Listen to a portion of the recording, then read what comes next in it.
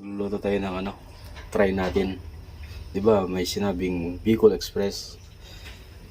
Try natin ang manok. Kung pwede naman siguro yun. Manok naman ngayon. Higyan natin ng mantika.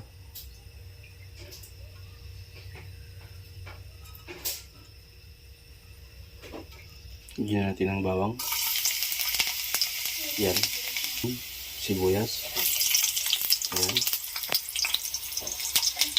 Halo-haloin natin.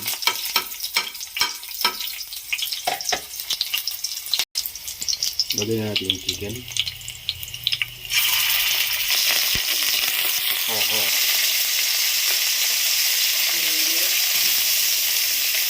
Yan.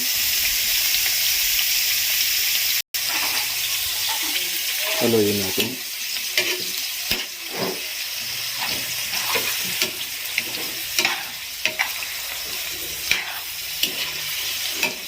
Ito yung manok express. Sarap.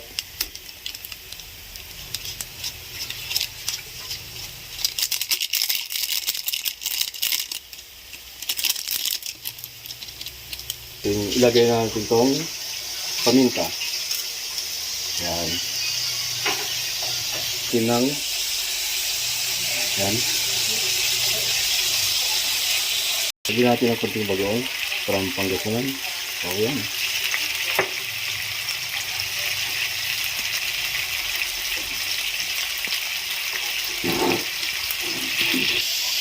Kunting tubig. Ito po ay aking version lang po naman. Kumbaga, pacham. Pwede nyo pong gayahin. Ito ay pacham lang po. Papakulan po lang po natin. Hintayin natin hanggang kumulo. Yan. Kumukulo pa rin. Hintayin natin. Yan. Kumukulo na ang ating express. Fresh gata. Kuku mama. Yan. Lagay na natin. Yan. Pagkatapos niyan, halo-haloin natin. Halo-haloin po natin.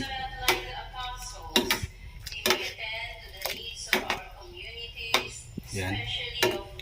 Tapos hintayin natin kumulo ulit.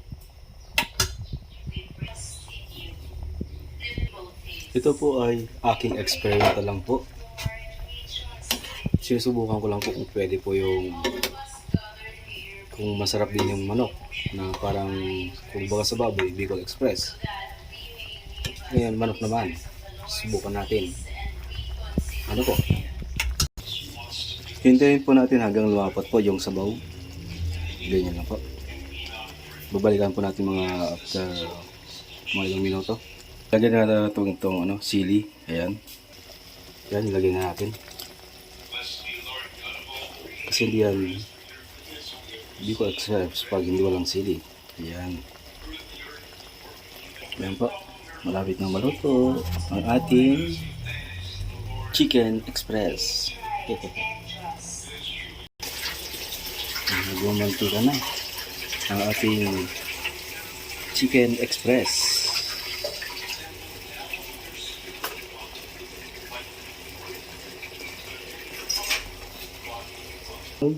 Malunggay. Ayan.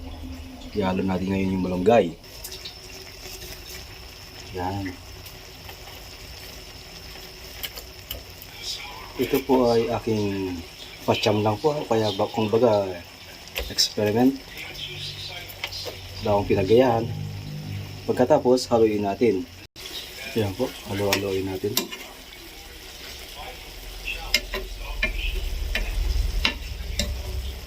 Hintayin lang natin maluto yung malunggay. Pagkatapos, pwede na natin hanguin. Ayan po, luto na. Pwede nang kainin. Ulamin. Luto. Ayan. Napakasarap po. Subukan nyo din.